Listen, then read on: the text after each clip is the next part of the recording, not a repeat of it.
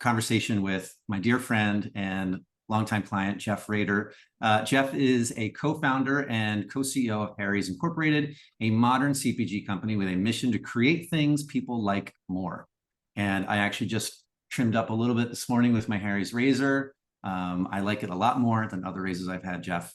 The company's growing family of brands, Harry's, Flamingo, Loom, and Mando, offer exceptional products that speak to today's customer, and as a result, have become an essential part of millions of people's daily routines. Prior to Harry's, Jeff co-founded Warby Parker, the transformative lifestyle brand that offers designer eyewear at a revolutionary price while leading the way for socially conscious businesses. And Jeff, before we get started, I do want to report that my brand new Warby Parker glasses just arrived yesterday in time for today's call. I've never had glasses before, and I of course they look great. They look good, right? They kind of match. Really I good. went with I'm feeling very beachy today with this look, especially with the glasses. Yeah. Looking great. So Jeff, good to see you. I know you're out east today. Thank you for making time. How's your summer been? It's been great. Yeah. It's been really nice. I've got 3 kids who are 12, 10, and 7, and they were all at sleepaway camp. So it was the first time in 12 years my wife and I were empty nesters, which was great. We got to travel a little bit. And then things have been really good at Harry's. Busy, but lots of good activity. So yeah, I'm feeling good. That's amazing. You know, you're having known you for a number of years, I know how impressive you are as an individual and as a thinker and as a businessman. But you've also chosen 2 really hard areas to break into for building businesses. Some people start small, or they pick like really obvious categories. You wanted to break into areas that were, I think, pretty hard. Tell me a little about the decision to go into CPG and before that, eyewear. Yeah, I mean, I don't think that we thought about it at a category level at all. I think we both in starting Warby Parker and Harry's, we're trying to solve problems that we felt as customers. At Warby Parker, we started when I was in business school. I had a pair of glasses that I think I paid $400 or $500 for. My prescription had changed multiple times in those glasses. I think like the side was being held together by a little piece of tape. And I didn't feel like I could afford a new pair of glasses at that point in time. Like they were just so expensive. And so for me, getting to have a pair of, stylish glasses, just like the ones that you have, that were really affordable, that were high quality, for a brand that I believed in, that had mission to do good in the world, like just felt like something I would want as a customer that didn't exist. And so that's what got me personally excited. I think my co-founders and I are really excited about starting Warby Parker. And at Harry's, similarly, my Harry's co-founder, Andy, walked into a drugstore in late 2011 and waited for someone to unlock the case where the razors were being held, and paid, a lot of money, like $25 or something, for 4 razor blades and some shaving cream. And was looking down his package and a picture of a blade flying over the moon. And he was like, I just don't understand why this is the way that it is. Like, it just feels like a broken experience to me as a customer. I want something better. I want a brand that delivers me exceptional quality at great value with, clean design that I be proud of, that gets to know me and meets me where I am in my whole personal care journey, which is something I don't really know a lot about, but I'd love to learn more about. That does good broadly. Like, I want that. And, he called me and said, hey, do you think we could have that for ourselves as customers first and foremost? I was like, I want that too. And that doesn't seem like it exists. So we should go do that for ourselves. And then for, hopefully lots of guys everywhere. Yeah, absolutely.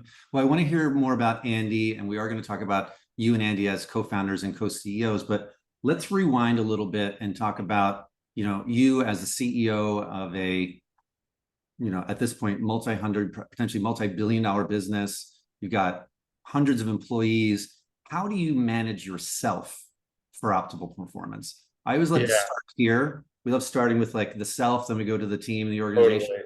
That's our model here at Velocity. So like, what are, if any, your unconventional self-care techniques? Yeah, I see your going up. You're like, Edward, as you know, we've worked together for a while, and it is still a work in process. So I don't think I have like a perfect silver bullet answer for people. I think the things that help me a lot, one, I live pretty close to our office. I'm deeply extroverted. I like being around people. And so I go to the office a lot. And I really enjoy spending time with folks on our team. I walk to work most days unless, there's like a giant storm out or something. And I think that's a great time for me to get a coffee, think about the day ahead, just to kind of enjoy surrounding environment in New York City. I really like that. Then I walk home from work every day too, which for me is a really nice time to kind of decompress before I see my family. So I think that's really important to me. I think a lot about, I try to spend a lot of time working on Harry's. I have 3 kids, as I mentioned, and so I love spending time with them, and I want to spend lots of time with them. And then I love meeting people outside of Harry's, whether it's spending time with friends or meeting other entrepreneurs that are doing interesting things, or meeting just interesting people in general who I can learn from. So I think that time is just a super important commodity. Maybe it's not a commodity, I don't know what the right word is, but time is super important. And so Mhm. I find that I think I'm the best leader at Harry's when I'm just focusing my time on areas where I feel like I'm adding value. And I've Mhm. got, I think, over the years a lot tighter on where I'm spending time, what meetings I'm in, what the purpose is. Can we push things forward? Can I add value? And I feel really great in days where I feel like I've been able to participate and engage with our team in a way that's enabled them to push things forward and differentially for on behalf of our customers. I also feel really great where there are times where I can step away from things and just let people go drive them and do great things for our customers. And I get tons of pride from seeing our team do amazing things when I'm not involved. And so I think that's been something that I'm constantly thinking about learning about. It's top of mind for me because on Monday mornings I spend time with my assistant Lindsay, who's amazing, going through my schedule for the week and being like, do I really need to be in this meeting? What's the purpose of this? Are we making Mhm. a decision? Are we not? How do I think about this? And I changed a few things around this week that I think will hopefully enable me to add more value to our company and make better use of my time. You've used this term a couple of times, and I want to double click on that, adding value. And I think that we've learned through our coaching and research that when people feel like they are adding value, that they're Yep. making a difference, that Yep. actually pushes back against the elements of burnout. Burnout is when Totally. we feel like we are just working endlessly and not making progress. But when we feel like Totally. we're adding value, that we're learning, that we are Totally. contributing, we're actually able to work longer, more intensely, and it doesn't feel like Totally. work. It feels more fun, Totally. That right? makes sense. Yeah, yeah. Yeah, I used to work in private equity before Harry's, which is an amazing industry, and I worked with incredible people. One of the things that was hardest for me about that business, and that's just this is the nature of the beast in that business, is you'd work really, really hard on trying to buy a company, and then for whatever reason, there's always a multitude of reasons that deal wouldn't happen. And then you Yeah. kind of feel like, hey, I spent all this time working super hard on something that didn't Mhm. materialize. And that was tricky for me in terms of like now when you did work on something and it did happen, it felt really gratifying and those things were big and important and meaningful. But it's nice to feel like you're working on things that are moving things forward. And it's taken me a long time to think about what really matters to me at Harry's, like what like real value add looks like. Mhm. And at the end of the day, I think I've probably gotten here in the last couple of years. Harry's 11 years old, so it's taking me some time. It's like I just want to make life better for our customers. That's like literally what I care most about. Mhm. I think Edward, you and I have talked about this in the coaching context. Like Yeah. sometimes people are like, Jeff, I can't believe you're involved in this little detail. I'm like, but it's a detail that's going to make someone's life better. Yeah. And we're reaching millions and millions of people now, as you mentioned in your intro. If we can make everyone's life better by just a little bit, like that's meaningful impact. And so, yeah, I think the thing as I think about where I can add value, I think it's actually adding value to our customers' experiences. Maybe that's like the thing that I would add for me, at least Mhm. personally. That's highly motivating. Yeah. Yeah. And you kind of got into my next question, which is what is your personal why? And it sounds like you're saying making a difference and adding value to your customers, Right. that's your personal why. Right. How many people can we reach and how much better can we make their experiences? Yeah. How Yeah. much impact can we How have? has And that like evolved? How has that evolved over the years? That sense of purpose for you? yeah, I used to think about it um as I want to have like concentric circles. Like I want to have real impact on the people we work with at Harry's, which I still do. I want those people to have big impact on the lives of our customers. And I want those people, and then by virtue of doing that, I want Harry's to be a brand that has broader positive impact beyond our customers, whether or not that's positively impacting our industry or, we give 1% of our sales at Harry's to support men's mental health. That started as kind of like a cute thing. It's like, yeah, and our time used to be more valuable than the money that we gave. And now, Harry's business is giving millions of dollars a year to support men's mental health. We're one of the biggest corporate donors in the world, and around men's mental health, we're having massive impact on, we've reached millions and millions of guys. And I think we have a goal to reach 5 million men in the next couple of years, with support for mental health. So I think we can have broader positive impact than just the lives of our customers. I think the only subtle shift that I've had, as I've thought about it, is like, I used to kind of think about it like team, customer, broad. Now I'm like, well, I think actually it starts with having a huge impact on our customers, which then enables us to create great growth opportunities for our team. Like if we have a great customer outcomes, we build a great business, that then enables us to create the right opportunities for folks on our team to grow and scale. It's not just about making people on our team happy for the sake of making them happy, but giving them opportunities to do great things for our customers. And then in turn, if we're able to build a great business, then that enables us to have broader impact, across the world. And so that has been a slight shift in what I've thought about, just sort of where focus is. And I think for me, where I probably felt tension was always like, well, I want our team to go do great things for customers, but I want to make sure everyone on our team is super happy and engaged. And now I'm like, no, let's just do great things for our customers. And by virtue of doing that, we're going to grow our business, and it's going to create incredible opportunities for people to grow. And right. Of course, we want to be caring and thoughtful. Success is the outcome of making your customers happy. Yeah, exactly. Yeah. One thing I know a lot of CEOs have struggle with is, as the company grows, they have less and less interaction with customers. They feel like there are layers of abstraction between them and the work.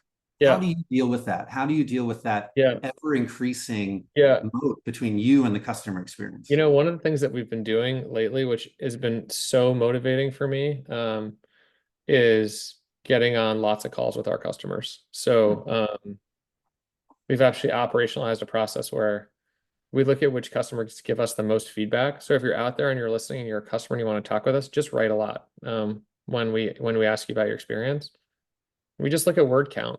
And then based on word count, whoever says a lot, it could be great things, it could be bad things. We just want to talk to you. And then we have someone on our team. You sort all the feedback by word count. So the people who write the most, those get read. We read everything, but the people that write the most, we actually proactively reach out to, say, we want to talk to you.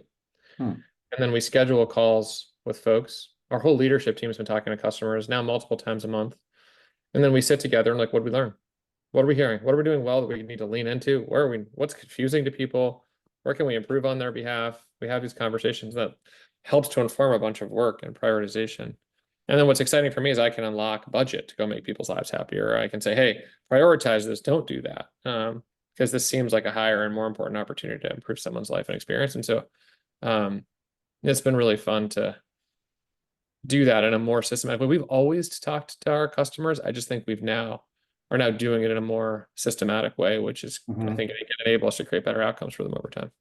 Right. You figured out how to operationalize that in a way where you can stay a little bit more engaged with the customer over time, right? Totally. And that just builds. A lot of CEOs, they're so far away from it, they lose. Totally. It's so interesting. I can give you an example. I don't know if we have time for an example, but quick example. We had this gravity fed display at Walmart, which I thought was so cool. So you dropped Harry's body wash into a display and it looked beautiful. And then it kind of came out the bottom like a vending machine. And one of our customers was like, that's the worst display I've ever seen. You want to know why? Because you have 3 or 4 different scents in there and I want to smell each one of them. And in order to smell each one of them, I have to wait for each one of them to come out the bottom. And then I have 3 other ones. What am I supposed to do with it? Put it in the top? I'm not going to do that. I just threw it to the side. Now you have a mess next to your display. And I haven't gotten to smell the scents I want. I was like, oh my gosh, what a great insight. Like every display we ever do from now on, we should just put all the scents out and let people smell them and be like, please smell these. And then we're kind of brainstorming. It seemed like our scents smell so great. Like we use prestige fragrances from this incredible fragrance house in France that only makes prestige products except for Harry's. We're like the only place you can buy this quality fragrance for $7 at Target. Like we're the one. All we want people to do is smell this product. It's like, well, should we be putting like $100 bills in the caps of our products so that we just can, get people to want to like sniff our fragrances before they buy so they can make great decisions about this? Like it leaves a whole set of other great ideas that our team can then riff. to try to go improve our customers' experiences. So that's an example of the types of stuff we're I learning. love that. And it's something you never would have learned if you hadn't asked the question, if you weren't open to listening to customers. It just gives you conviction to do the right things for people. Yeah, yeah. Well, let's rewind to that moment when your co-founder Andy was in Duane Reade or Walgreens, and he calls you and he says, "There's a razor blade jumping over the moon on this package, and it's $35." Yeah. Tell me about like the early days of Harry's when you two were kind of negotiating how to build and run this company together. Tell me about the decision to be co-CEOs. Yeah, well, the great thing about Andy and I is that we've known each other for a long time.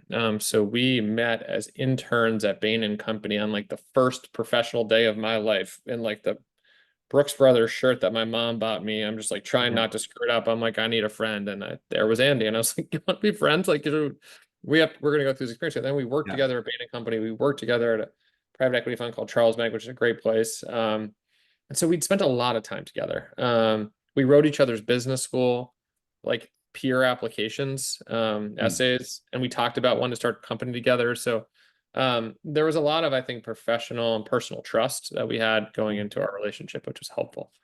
The other thing, and I know you know Andy, as well as like, well, we've had very similar professional experiences, and so I think have a common rubric with which to approach problems. We're very different people. If you think about Myers-Briggs, I forget the exact letters, but I'm like a high F. Like I'm highly emotional. I feel a lot, and Andy is a thinker. He's very rational. And I think we very quickly realized that like we have complementary strengths. We have to play to those strengths. As an example, I'm a terrible negotiator. Like, if we negotiated and I all felt that you were getting upset at me, I would just give away the farm. And so whenever there's a negotiation in I'm gonna Harry's, write that down for our next contract. yeah, exactly. Well, the good news for me is that I'm never not going to negotiate it, because whenever there's a negotiation at Harry's, I never participate. Andy drives the negotiation. On every major topic, like all of the investor negotiations we've had on, term evaluation and stuff. It's like that's Andy's thing. We check in and I try to give him a perspective, but it's just great to know that he has it. And I have total trust that he's going to get great outcome for us. Now he's a great negotiator. And so we thought about where our complementary strengths were and then how we kind of build the business together. So that was one.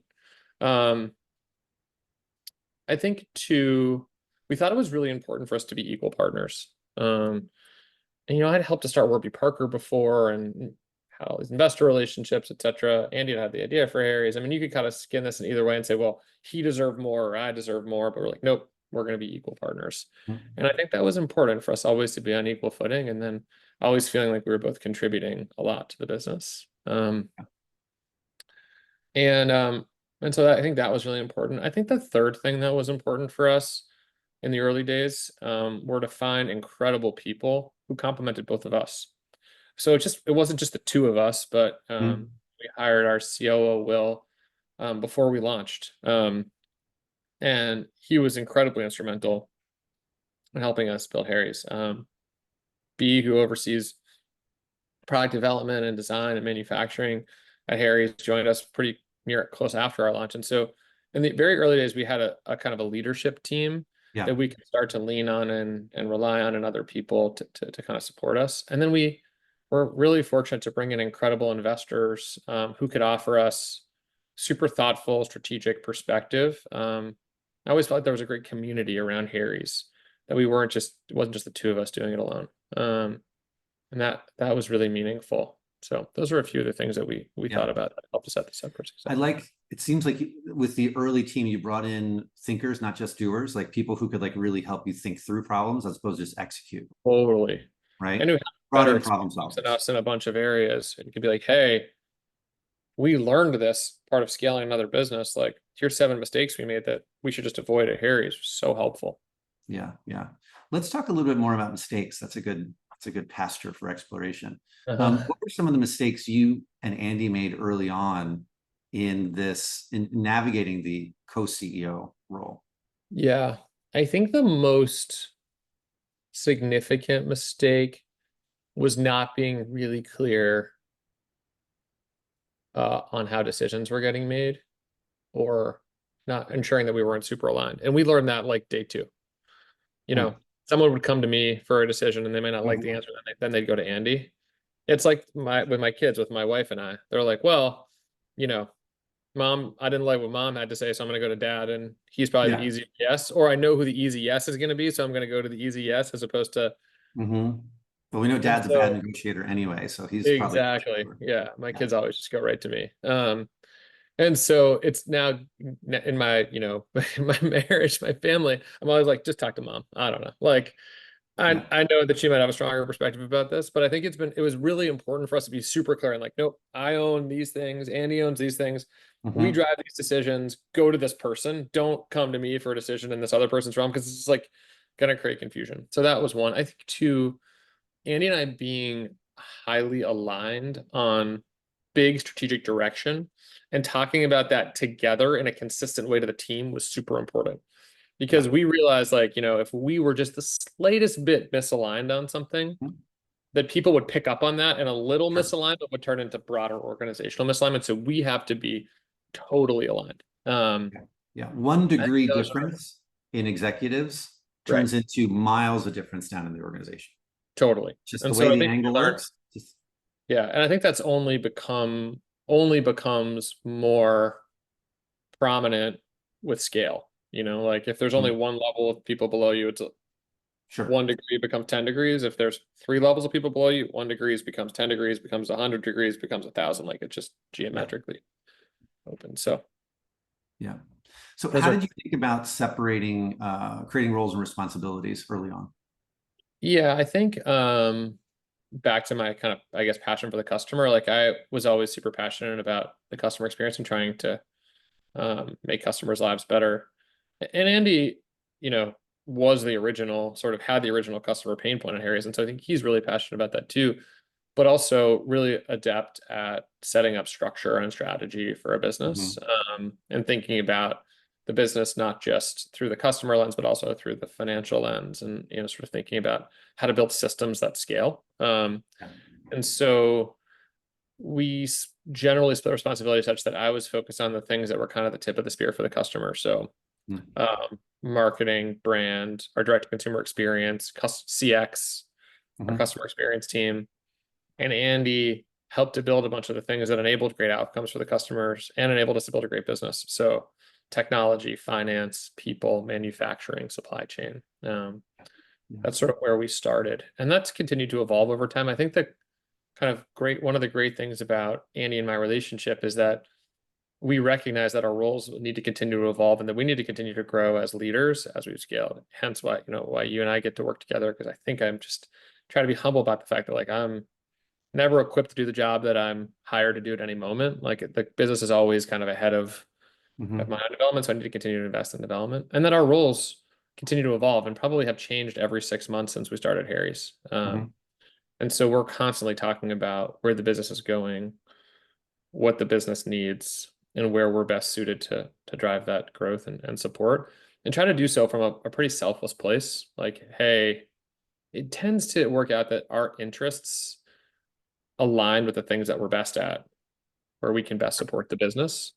But I think we always start to think about, well, what does Harry's need and how do we divide and conquer such that we can help Yeah. to deliver on what Harry's needs? What do you do when you have a strong opinion about the other's responsibility set? That happens pretty rarely. Okay. Um, like if you ask Andy, he's like, I have no idea what's on the Harry's website right now. None. It's Raiders thing. I totally trust him.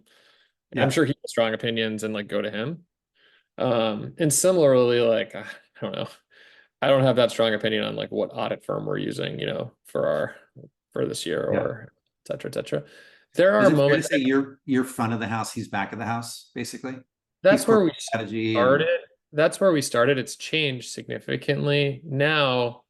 The way that we run. So as you mentioned, we have a portfolio of brands, Harry's and mm, Flamingo, Lumi and Mando, and we run them as separate business units. I still kind of run the Harry's and Flamingo business unit today, and I yeah. have full P&L control over that business, so both front and back of the house.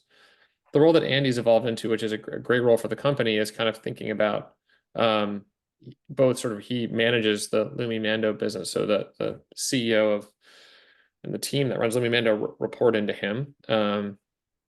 He also sort of oversees all of our major corporate functions, so people and finance and technology, which has been pretty consistent. And then he oversees a group called Harry's Labs, which is really focused on the next set of brands we want to build. And in his role, it's kind of principally responsible for helping to ensure that the business broadly is supporting the business units in the most effective way possible, and that he's providing the right level of advice and support to business units. And running Harry's and Flamingo, Andy and I spend a couple hours a week together, and probably half of it is on how's the business evolving, what's our strategy, how do we need to continue to evolve all our roles for success. The other half is on specific business related issues, a lot of which still sit within Harry's and Flamingo, and there I'm getting his advice and perspective to ensure that I can do the best job running Harry's and Flamingo with his point of view, and I value his point of view immensely. So that's sort of how we run. So think of Andy more sort of like the CEO of the broader portfolio that we have, and me still sort of the CEO running Harry's and Flamingo. And again, I think that will continue to change over time in a good way. Like we're constantly thinking about where we can add the most value to the business and how our role should evolve. Yeah, yeah. When we do work with co-CEOs or co-founders, we often talk about the third entity. The third entity is like the relationship itself between those people. And relationship marriage therapists talk about this. You have to have special practices to care for that third entity. Otherwise, it starts to wane. It starts to feel a little taxed, right? And couples figure this out by having date night, or they have certain things they do together. They like to read the newspaper in the morning, or they do the Wordle together, whatever it is. What are the practices that you and Andy have developed to nurture the relationship? And what happens when you feel like you're not doing a great job of that? Yeah. I think getting real dedicated time together is important. So my one-on-ones with folks are normally an hour a week. Andy and I have 90 minutes. And I think this is something that you and I talked about with Andy, that creating structure in those one-on-ones is really helpful. We both have folks that support us, that help us think through like what are the most important things that we should be talking about today, or in our one-on-one docs, like helping to ensure that we've got great structure. So that's important. I think real time together on a weekly basis. And then I think real dedicated time together on a less frequent than a weekly basis, but every couple of months is also meaningful. So you mean like in person? In person, yeah. So because I don't know if everyone knows, Andy lives in LA, you're in New York. Right. So Andy spends a lot seeing each other frequently. Right. So I flew out to LA and we spent 3 days together, February.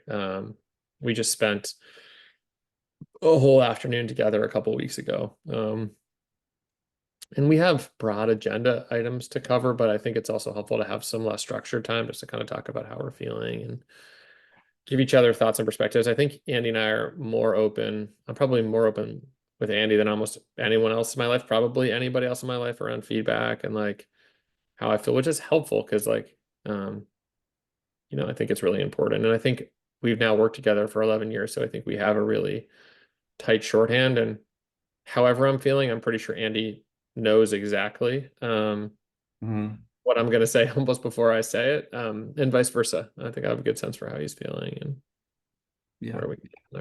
Let's talk a little bit about the other thing I'd say is we bring other people in when we're not sure on something, and that happens sometimes. Should we go left? Should we go right in the business? We have sort of over time cultivated a group of folks who are really close to us who will just ask for advice, mentors. And we do the three of us. We just Andy, I, and somebody else, or Andy and I and two other people will just get on the phone and say, "Hey, we're working through something. I'm not sure what to do. What do you all think? Like, can we get your advice and perspectives?" It's always really valuable. Yeah. I want to double click on that in a second. I've got a question a little bit further down about your relationship with the board, your relationship with investors. I'd like to hear just quickly, like top of your head, like what are the pros and cons of having the co-CEO arrangement? Like, what do you have to do differently as co-CEOs that your CEO friends don't have to deal with, or that you have the added benefit of? I think the most important benefit is that it's super lonely to be a CEO. And like, it's nice to have someone who you're in it with, especially for me as like as an extrovert. It's just great to be able to talk it out with someone who has all the context and all the facts and who's like in the boat with you. Not someone who can provide you some advice and then go on their daily life, but someone who kind of lives it with you every day.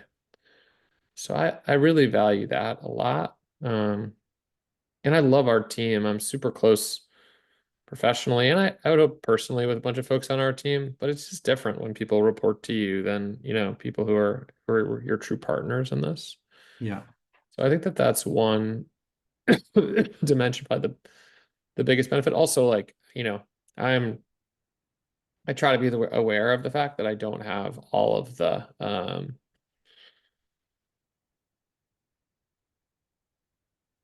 kind of strength that you might need to run a business at every point in the journey. And so it's helpful to have someone with really complementary strengths who Yeah. also can take on a big swath of things, especially as the company's gotten more complicated and bigger over time. So I think those are great things. I think the biggest downside is probably the time it takes for two people to get aligned on a topic as opposed to being like, I think this way, let's just go Mhm. left. I think sometimes it takes a minute to align.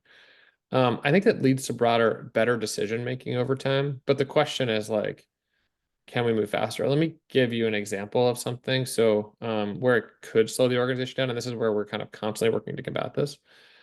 Andy and I were both scheduled on a call last week to talk about, a topic in our business. The topic was sort of at the intersection of legal and people for us. Should we change a policy based on, kind of the changing legal environment in the world? And I think the team wasn't sure, like, did I want to be involved? Should just be Andy? How do we think about it? Who's making the decision? So Mhm. we scheduled a call for both of us. And we both looked at this meeting. We're like, what is this meeting? Do we need to be in this meeting? Like, to your point about managing our time. And then I, shot Andy a note and said, hey, Andy, listen, like, here's how I think about this problem, but this is your decision. Like, Mm. the people and legal, both as teams run up to you. This is like a 60-40 decision one way or the other. I'm not totally sure. You should probably get their input and you make the call. And so I declined the meeting, told everyone, hey, this is Andy's call. I'm not coming. He's making the decision. He's got my perspective. He went in, Yeah. made the call, and like off we go. And so I think it's but that could, if taken to an extreme, we could sit in every meeting together all day, and then we both have to align a decision. And then if we're not totally aligned in the room, the team might spin. Exactly. So we have to be Mhm. very thoughtful about kind of who drives things and really come together on the most important strategic decisions in the business. Like, should we buy a business? Or, you know, should we how do we capitalize the business over time? Yeah. Or should we, you know, be focused on driving growth and profitability versus revenue? Like those are helpful things for us to be aligned in. The nice thing is we usually are highly aligned and we get a lot of advice and perspective from folks. And because I think we grew up thinking about things again with kind of a common rubric, we get a lot of shared professional Mhm. experience. We're able to kind of rely on some of those tools that we've learned to just dimensionalize problems, frame them, think about pros and cons together, Yeah. focus on what those look like, and then, move the business forward. Yeah. Um, how do you deal with deadlocks? Because a lot of investors I've spoken to over the years, and I've read the articles on, Medium or Substack, and they say like, never do a 50-50 arrangement when you're starting a company. One Mm, person should have the veto because otherwise you'll get into deadlocks and things will not be able to move forward. I know you two chose 50-50 from the yeah, outset. How do yeah. you deal with deadlocks? There aren't that many. We just haven't had many that are that significant. And when they Mhm. are, when we are not totally aligned on something, it's probably for good reason. And Hmm. so, and those problems tend not to be like day to day, like go left, go right problems in business. I think we have enough, we're pretty clear on our delineation of they're much Mhm. more, they're bigger strategic problems that probably should take a minute to talk through so that we set the right course Mhm. and direction for the company. That's interesting. So Um, the arrangement causes a little bit more friction sometimes on the big questions that require more exploration.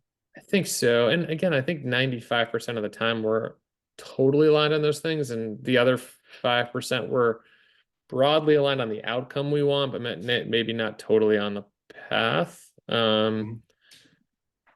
And all the implications. And that's actually where it's helpful to think about, okay, what are the implications? What is the path? And we've kind of realized over time that there's never like a right or wrong decision. There's just a decision, and there's probably a 60% decision and a 40% decision. And I think subscribed a lot to the Amazon thinking of like there's one-way door decisions and two-way door decisions. And Yeah. so the places that we probably spend the most time are on larger kind of one-way door decisions. They're like, okay, we're going to do this, and there's like no going back. And so let's make sure that we understand all the implications and perspectives. And one of the things that's been helpful for us in that context is just to get great outside advice and points of view on what to do.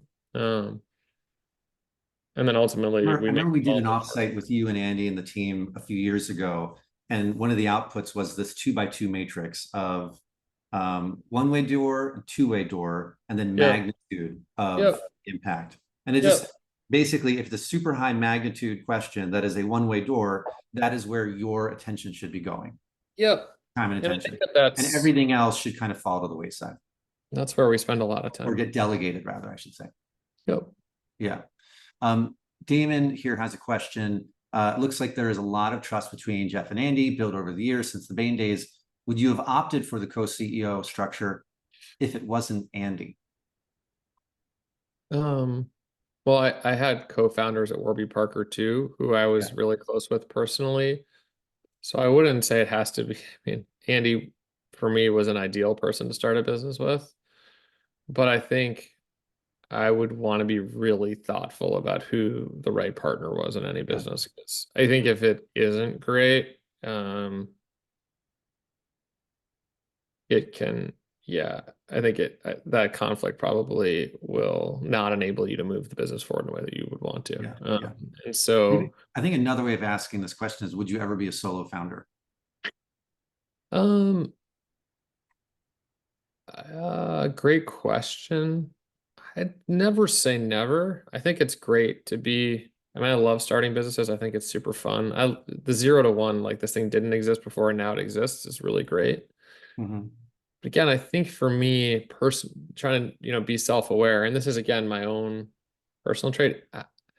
I have a hard time moving things forward without talking to other people about them. I think Edward, you probably know that from our coaching relationship. Like I just need to talk it out sometimes. Sure. And so having people who are highly invested in the business, who are kind of in the trenches with me every day is super helpful because I can talk it out. So Yeah. I don't know, does that need to be a co-founder? Maybe not, but it's certainly been helpful in this case to have a co-founder who I, love personally, believe in, significantly, trust implicitly to do that with. It's been a really important and valuable part of the Harry's journey. Yeah. Yeah. Adam has a kind of a follow-up on that exact point. How do you think about including the leadership team in discussions when you and Andy are not clear? I think it's helpful for us to spend time together ahead of that time because if it's it's funny, like one of the things that we've heard in a good way from our team is like it's okay to embrace messiness and productive conflict in meetings. It's actually at the very Yes. highest level of trust. Yeah. And so that's valuable and important. However, if Andy and I walk in and we are on totally different pages and it's just the two of us sorting it out with each other, Mhm. I think sometimes that process can create that kind of bring everybody deep into the sausage Yeah. factory can create less conviction in the decision than if he and I haven't had a chance to talk about those things. And so our general rubric, and again, this is part and parcel of spending a lot of time together, is that like if we're going to be talking to things about the leadership team that are big and important, again, the sort of top of the two, one-way door, high impact decisions, we should probably be talking about those things already. It would be a weird situation if that something like that got brought up and we had no time to talk about it together. Like it just doesn't Yeah. it almost seems like a null set to me. Because we should be talking about these things well ahead of time, like thinking deep into the future, talking about where the business is going, starting to at least understand each other's perspectives. And then even if we're not totally aligned, at least we walk in with some appreciation for how this is going and the outcome we want from the conversation. So Yeah. my sense is and then it's really important to get the leadership team's input on this. And sometimes we don't know. We're like, hey, we're thinking about this. Here's every problem has 17 sub questions. Here are the 4 sub questions that really matter. Let's Yeah. actually spend time digging into before we make the big decision. Let's actually spend time digging into those. How's everyone think about those things? How do we feel about like based on where we are in the organization? What are you concerned about? What are you excited about? Do you think we're ready for this? Do we not? Like, what are the risks of this? What opportunity would it unlock? And then it helps to create a more robust conversation about the things that lead into the decision as opposed to just like this big individual decision themselves. Because again, for us, it's like, how do you break this down and then get the right degree of input and perspective on all those things? from the Yeah, leadership. yeah. Because sometimes the decision itself is not clear until you've broken it down into all Totally. of the little pieces, and it's like, let's talk about this risk, let's talk about this Totally. opportunity, and Right. then it rolls up into a decision. Right. You've So got like, these for example, gating criteria. if we want to buy another company and we need to capitalize the business, bring incremental capital into the business to buy the company. Well, should we raise equity? Should we raise debt? I don't know. What terms are debt? How much debt's available? Who would the partners be? How would this look? Like, it's 100 questions you'd want to answer. On equity, same thing. Like, what our existing investors want to invest? Would we want to bring in new investors? Who are the new investors? What terms would they want to invest in? Would that be additive to the company in different ways? Like, could we do neither and finance it off our balance sheet? Would that create too much financial risk? Like, there's 100 questions that would sit under that big question. And Yeah, so I think what's helpful is to get aligned, or at least a common understanding of people's perspectives on those things, which then I think helps make the bigger question sometimes a lot more obvious. And yeah, that's where we spend time. Like, okay, well, I'm like, yes, no, like, here's the 5 things we want to understand to make a decision. We don't have all the answers. Let's go talk to the team and get the answers, get their perspectives. And that helps us to make better overall decisions together. And then the team not only understands what the decision is, but they also have a lot more context into the why behind the decision, which, then helps them drive that forward in a more compelling way and communicate it down to the rest of the organization in a clearer way. yeah, yeah. Maybe this is a good opportunity to pivot into working with investors and working with your board, Yep. and the role that they have played in working with you two as co-founders. Yep.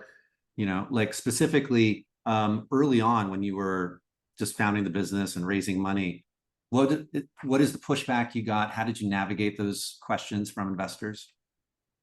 Yeah, I think we've always been incredibly fortunate to have a great board and amazing people around the company. I think some of that was purposeful on our part, some of that was luck. But and as a result, I think Andy and I have always, we also, I think, have tried to approach building the business with some degree of humility and been like, we don't have all the answers. Like, we could do this, we could do this. Like, what do you think? And I think what we found is to get the best outcomes from those conversations, it's helpful to come with a perspective, even if it's not a firm perspective. Like 60%, we think there's more benefit in going this way than this way, but let's talk about it. Like, what do you all think? And then be open to other perspectives and enable that to kind of change our thinking. And I think that's led to great outcomes for the business. So I probably the most clear example I have is, when we were a few years old in the business, we'd built Harry's direct to consumer. We'd scaled the business pretty significantly. We've reached millions of customers. We were growing. And we had a decision, like, should we expand the brand to retail? And for us, like, the reason we thought that would be a good idea was because we knew a lot of our customers wanted to buy us there. It was the right customer-centric thing to do. We talked to all these customers and like, it'd be great if you were, on the shelves at Walmart or Target or on Costco or on Amazon when I was looking for these products, or at CVS or Walgreens or Kroger or any other places that people go. And I don't want to leave any retailers out. There's other million, we go down the whole list, but then they're great retailers that do a great job serving their customers. And so like, we probably should be there for them. Now the downside is like, well, now we're partnering with these huge companies that are much bigger than us. Are they going to be good partners to us? We don't know, like, open question. We have to get some more data information on that. We're going to lose a closed loop on our data. We know everything that's going on with our customer. We control the entire brand experience. Like, some of those things. When it's D2C, you control the entire brand. D2C, right. And so we got to have that conversation with our board and weigh the pros and cons and get their feedback and perspective and hear all the hard questions that they had that we could go learn about and answer better, and then come with a strategic recommendation. Another time, I think our board was incredibly important in pushing our thinking was we were, growing the Harry's brand in a way that we were excited about. And they said, you guys kind of have this interesting model. You've built unique products. You've launched them on direct to consumer. You've learned a ton about who your customers are. You're fixing things for them and making their experience better and better and better. You're building a big community. You've then scaled on direct to consumer and now launched at retail, and you're having massive success at retail. So we made the decision to go to, launch the Harry's brand at retail. The success you're having at retail for both you and your retail partners is way bigger than we could have imagined or you could have imagined. It's exciting. This whole model of, building excitement and interest and awareness and a brand online and then scaling it, major retailers, reaching all their customers seems to be working great. You could do that across more brands. And we're like, whoa, that's a big change. Huge Yeah. strategic shift. We're focused on one brand. Now we're going to build multiple brands within CPG, and our aperture is going to go from building, a great sort of men's personal care brand to building the next great CPG business. Like that's a huge shift, and it's going to involve capital, and we're worried about focus and at what pace can we do this, and how do we think about executing this? Should we build brands? Should we buy brands? Like there's 100 questions that come in. But I think our board was helpful in encouraging us to open that aperture and say, no, like we think you guys can actually do this. And it's not going to happen overnight, and here are the stepping stones, and you come back to us with a thoughtful plan, but you should at least consider what it would look like to open that aperture. And so those were good conversations. Yeah, absolutely. Move the business forward materially. And it sounds like they provided the impetus for you to expand the aperture, right? It wasn't just something you came to them with, like they were actually pushing you in that direction. Both. I think we said, hey, it seems to be working great. Like, all these major retailers want more brands that we're going to build. It's kind of an interesting idea. Yeah. We built all this infrastructure and we kind of have this playbook. It seems to be working. It's different from what, traditional CPG companies are doing. It's very, very customer centric. We could try it in another situation, and they're like, try it. And then if you do that well, what happens next? Right. Then you become this multi-brand CPG company that is uniquely meeting millions of people's lives across different brands and categories. Like that's a super exciting idea, guys. And so like, oh, yeah, cool. Right. It is an exciting idea. Okay. Now we have to do 1,000 things to figure out how to make that happen and bring it to life. Well, Jeff, in the final minutes here, I thought we would think and speak directly to our customer on this on this call right now, because a lot of the folks watching this right now are in the platform role at different venture capital firms. So they're interacting on a daily basis with co-founders, with co-CEOs, and trying to figure out how to be the most helpful. What would you advise those individuals who are on the call today who are working with people like you? They're working with the Jeffs and Andys, right? Many of them very early stage. And what did Jeff and Andy not know then that these platform professionals can help those young founders see around the corner, especially with the co-CEO dynamic? Yeah. I think there's a few things. One, I think the investors who have been our best investors, who I love, and I love a lot of our investors, they're great. They just have like conviction in the business and in us. It's going to be good days and bad days. You're going to hit bumps in the road, but I think people who are unflappable and there to support you and the business and growth, feel like they're in your corner, is just really helpful, So that's one. I think two, people who can look at the business or look at our team and say, hey, this would be a good thing for you to consider. Super helpful. So, gosh, like being proactive. Look at our leadership team. A bunch of folks from our leadership team have come from introductions from investors. Been super valuable for us. Like probably the most important thing you can do is help with talent. And in other cases, maybe we have found somebody, but they're not sure if they're going to join the company. And we've been like, talk to our investors, but can you just like tell them that they should come work here in the nicest way possible? Like, or be honest with them about the opportunity that you see and why you invested, and like, why you're excited about supporting this business. Because so I think that talent is a huge piece of this. I think three, like hold the teams accountable for driving the business. And by that, I mean, don't get so involved in day-to-day decision making that then you're the one driving the business. Like there's got to kind of be accountability for like the team. So people this is what you mean, like the CEOs, co-CEOs have to hold people accountable for driving the business. No, I mean the investors have to hold the co-CEOs accountable for driving the business. Yes. And not tell the CEOs exactly what they should do 3 levels down in the organization, because then who's accountable? Is the investor that's accountable? Is the CEO that's accountable? Like, you should back great management teams and CEOs and leaders to run the business. If you're not convicted in them and running the business, that's a bigger issue. Yeah. Then you go try to fix 7 things in the business or come with specific suggestions or like, hey, you need to partner with this company or do this. It's like, it's helpful to raise opportunities and say, hey, this is an interesting opportunity for you guys to consider. But I think that's how I might think about it, as opposed to like, no, you got to go do this, or, I think the last thing is probably just like help. There's so much pattern recognition. And so helping us to sort of like, understand what emerging trends are existing. Like, well, we're having a company with a ton of success over here. Now, it may or may not make sense for Harry's. I think the best investors are able to say, yeah, like I kind of know what you're doing here, and I kind of see this other thing here, and like it could make a lot of sense. Sometimes, the contexts are just totally between Harry's and Warby, the contexts are totally different. And some things make a lot of sense that Warby's doing for Harry's, and other times it doesn't. But I think people who can do that and then provide the right level of connections to folks is really helpful. So, hey, like we have this business, they're doing a great job at this thing. We're seeing it scale. You should chat with them and learn about it and see if it is applicable back. I think that's always something I really value. So, we can just learn from other people in the broader ecosystem. So that's a few areas, I guess. Okay. One final question from Grace, which is a softball. I swear I did not ask her to ask this question, but she said, how important has coaching been for you as leaders and co-CEOs? Do you recommend with the same coach? Not important at all. I wouldn't remember. Full stop. I mean, look, I think for Andy and I and a bunch of folks on our team, I think we are cognizant of the fact that the business continues to evolve and change, and that we need to continue to evolve as leaders. And I think having the opportunity to work with coaches that, and Edward, you and I get to work together, which I really value, I think has been super helpful in maturing and helping me mature as a leader.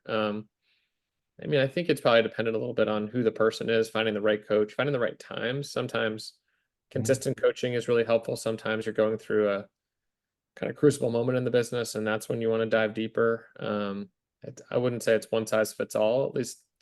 But for me personally, I'm trying to continue to grow as a leader every day. And it's super helpful for me to be able to talk out some of the things that I'm working through with a coach, so that we can try to get to a better set of outcomes for the business, and I can help to motivate the team to get there. And I think it's valuable in coaching too to have someone who's not day-to-day ingrained, but can listen well to the things that I say or that someone else would say, and say, you've said this thing 3 times. Clearly it's bothering you. Can we just like get a little deeper? And they're like, oh, right, that is bothering me.